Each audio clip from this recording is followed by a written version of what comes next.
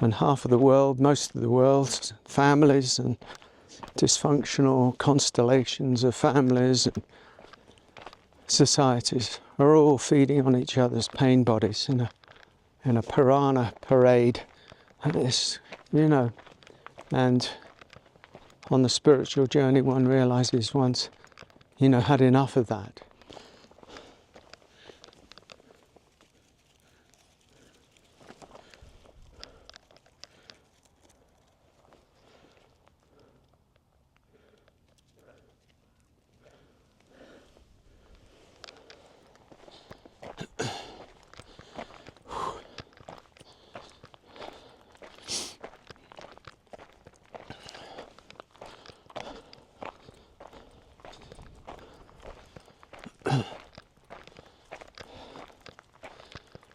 The simple yet profound presence of equanimity, or the simple yet profound equanimity of presence.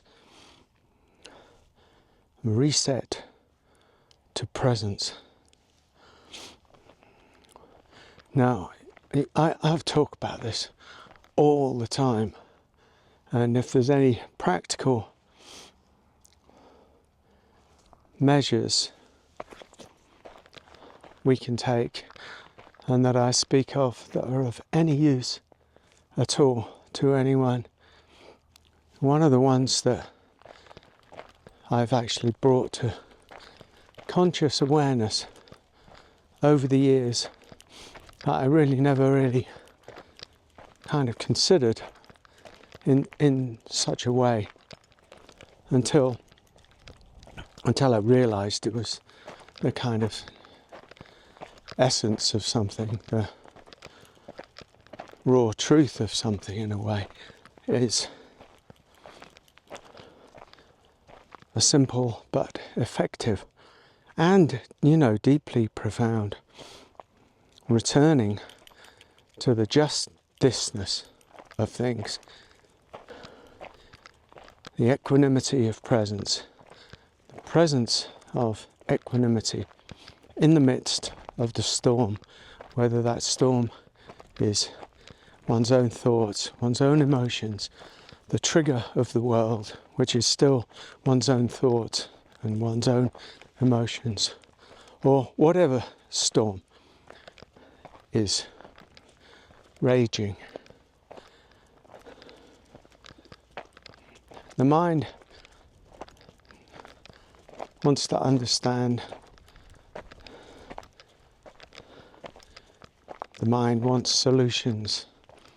The mind wants to fix. We're great fixers, and that has great benefit, of course. That has great benefit.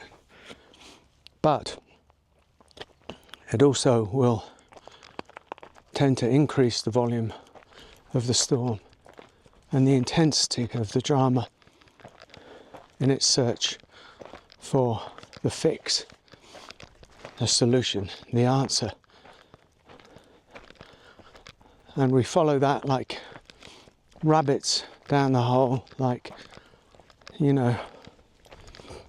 chasing the answer in the heat of the moment or, over time.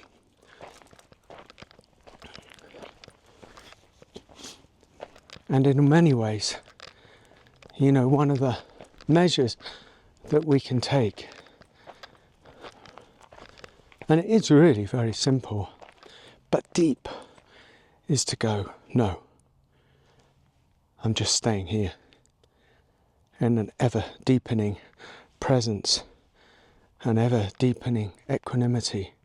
I'm going to, in this moment, reset to the silent equanimity of my essential nature, or at least the presence in which everything comes and goes.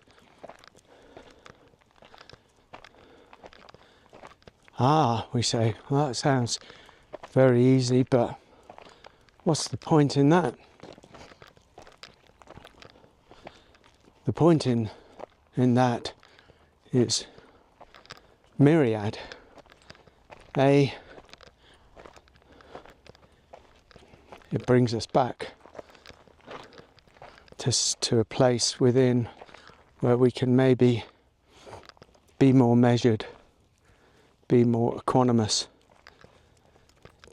open out our view instead of narrowing the perception, focusing the mind on the problem.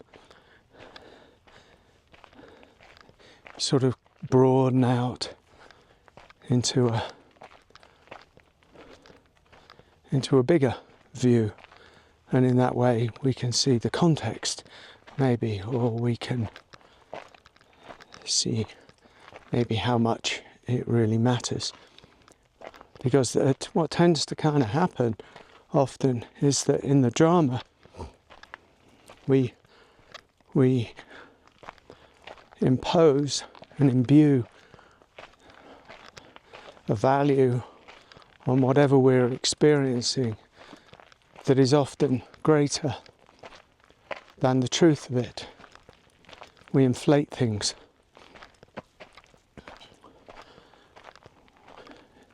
It's like an energy that we bring to many of these dramatic, mostly I'm kind of talking about when the drama is on the inside, of course, and we tend to, and of course in triggers, you know, we think that our life is on the line, psychologically anyway, and over imbue whatever it is with a high drama. And what I'm saying is to reset, to pull back. When we can. You can't do it before you can do it, right? Stop, reset, and see. Oh, there I am again, imbuing something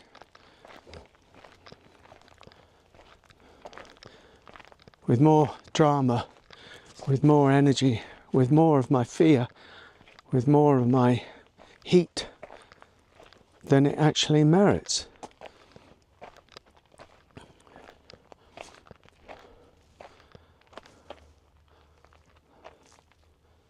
I mean, it sounds almost kind of like a nothing burger, but it's not a nothing burger.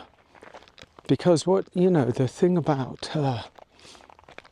equanimity, presence, the just thisness of it is it brings you into, the fulcrum, the apex of the linear world of past and future.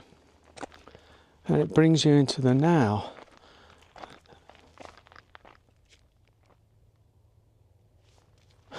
So we're listening out for the coyotes and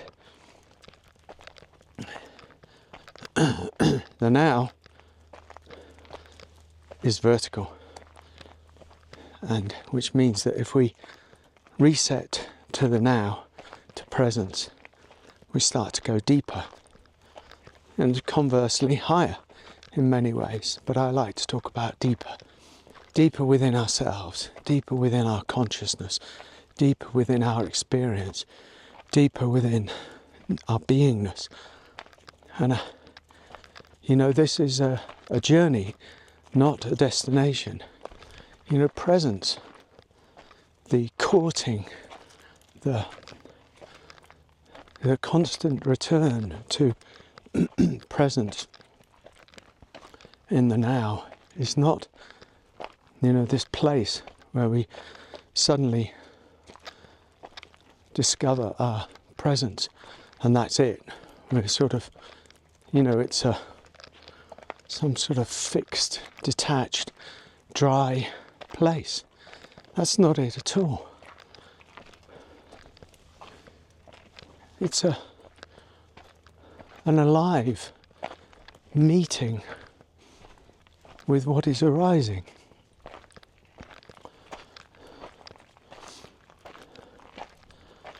And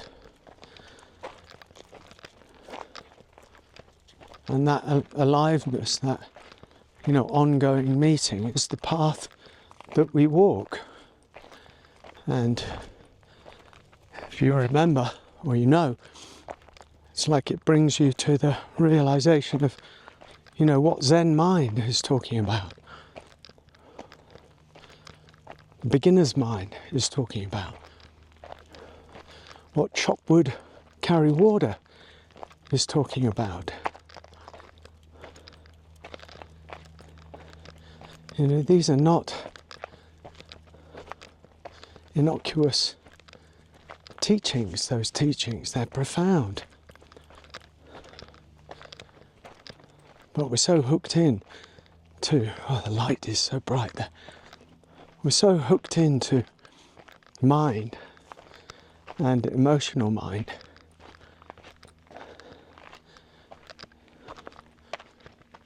We haven't got we have no access to the ever deepening, space of beingness or presence. And yet,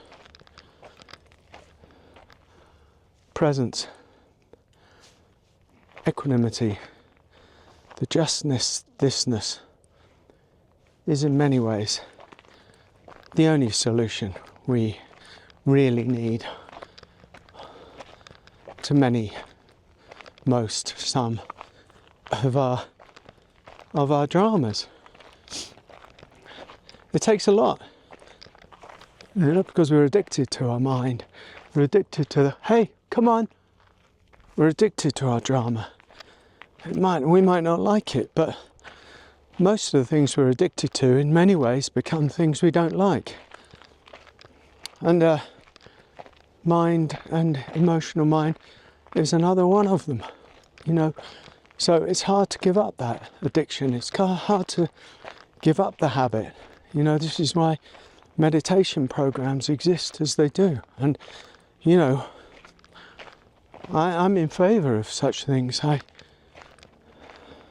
have done many of them myself, and whilst they, in many ways, some of the Vipassanas, and some of the longer meditation retreats that I've done have been agony, psychological, emotional, physical, existential agony. In many ways, they did help burn through things. They did help me learn to, in many ways, just sit. Just sit. As everything plays itself out. Pay no attention. Or focus on where it hurts. And penetrate it with consciousness. And maybe it dissolves. All of these kind of skills of more focused meditation practice or unfocused meditation practice, which is the one that I really like. It's the one that we tend to do with, in the work that I do with the Mode of Ma, where, it's not even watching mind or watching emotion or watching thought. It's just being and sitting in the beingness as everything comes and goes without focusing on any of the clouds, on any of the storms, on anything. So what I'm saying is meditation is good.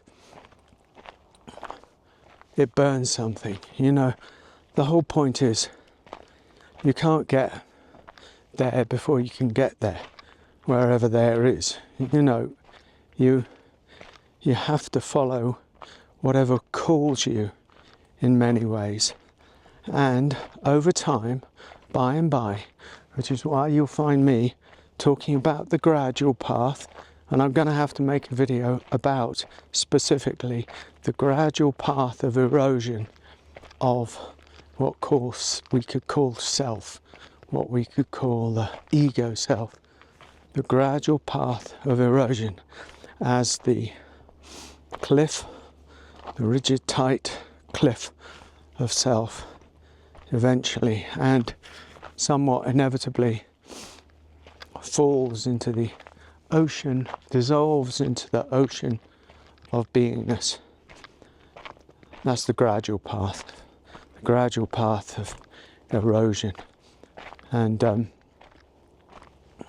it's really the gradual path that I speak of, and the reason that I say that is because, any equanimity, any presence that I, have, and there's no great claims here of being the master of presence or anything, it's just a simple kind of way of being that I aspire to again and again, because it's solved most of my even more subtle tendencies to go towards mind and go towards drama and endlessly see the problems in things, the tendency towards paranoia, things like that. In the Ayurvedic system, I'm a Vata, which means I'm very mindy, which means that there's a lot of kind of wind, if you like, air flowing around this inner system. That means a tendency to anxiety, tendency towards fear, tendency towards, the troublesome way of being. Every dosha, every Ayurvedic dosha has its problems, has its issues, has its beauties, has its strengths, and the whole point is to find equanimity within one's doshic system, if you like. And so I've found for myself that presence and equanimity and the return to just thisness, has actually solved most of the troublesome aspects of my mind. And that has come slowly. That's the point that I'm really trying to make. That has come over time, over the time of, I wouldn't say working on myself, because I haven't really done any work on myself for the last 5 or even 10 years as such. It's a sort of natural process now. There's, the movement was almost kick-started inevitably by everything that I've done in my life, certainly in the last 20 years. But this equanimity, as I've grown older and kind of wiser and moved around and come to America and done lots of things where I've noticed lots of drama followed me around, inner drama I'm talking about. Some of the problems that I thought would be resolved when we moved to America, when I did this, when we found some creativity, when we, just the same. Same old, follows you around everywhere. You can't escape yourself. You can try, but you can't escape yourself, really. You can avoid yourself, but you can't escape yourself. And so I ended up really realizing that my greatest gift to myself and my greatest gift to the world and my greatest gift to the teaching that we do and the work with Amodama is for me to dwell, to reside, to abide in presence, in the silent presence of just this.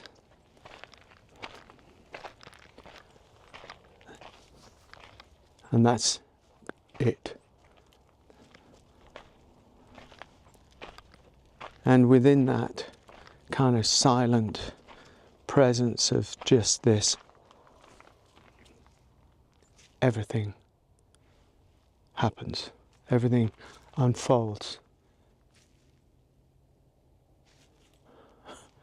I'm watching my dog here, sorry.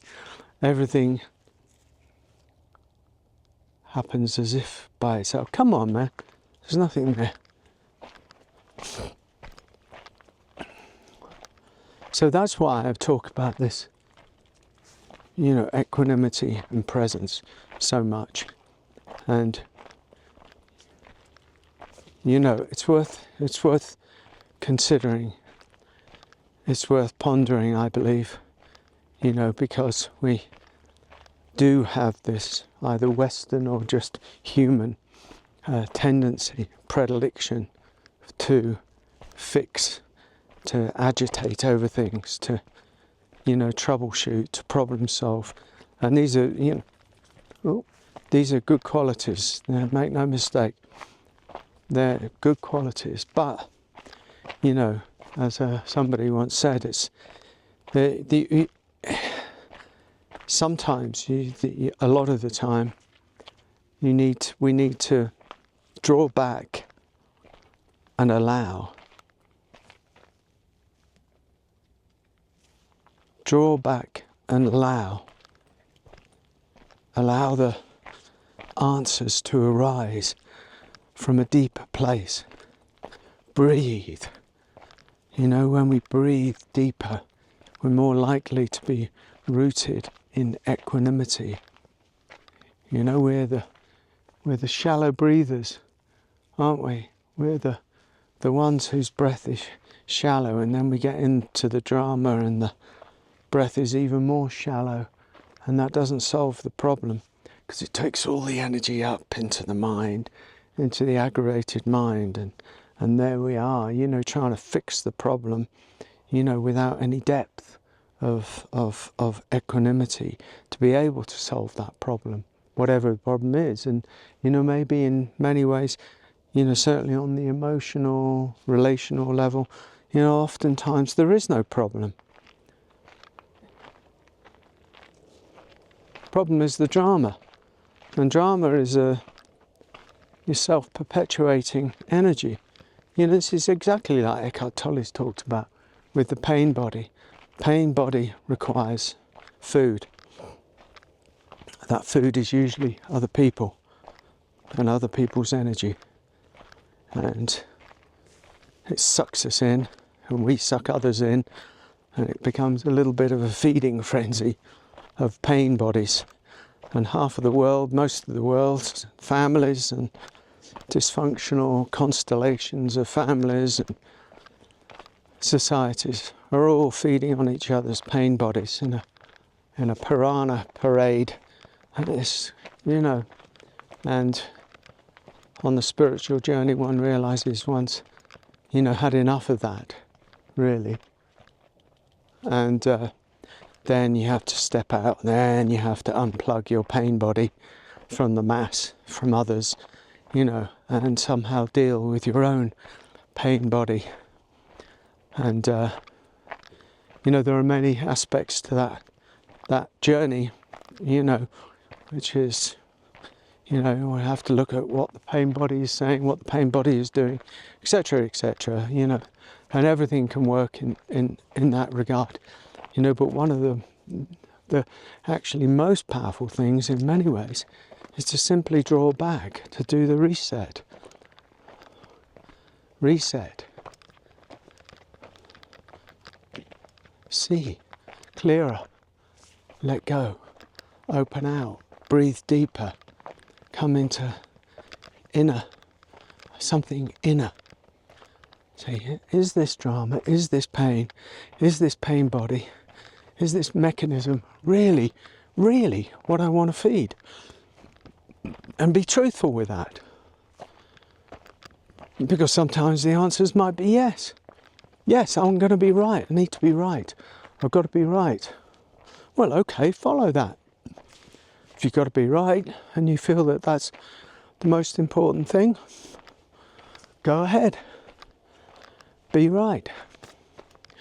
Fight until you feel you've won or something. And then come back and see, was that really what I wanted? I like to, work with people who want to go beyond the need to be right and want to go beyond the habit of being wrong or even the need to be wrong. Yeah, beyond right and wrong, as Rumi would say, there's a field. I'll meet you there. In that field, you know, some beauty might happen, some equanimity might happen, something deeper might arise than the need to be right and the need to be wrong. And that's where we can pitch our tent, and that's where we can kind of say, I'm going to see all this from a deeper level, and that deeper level is the equanimity of being. I have talked enough. I better get back to my dog. Thanks a lot for watching. Bye-bye. Hey. Hey, come here. Come here.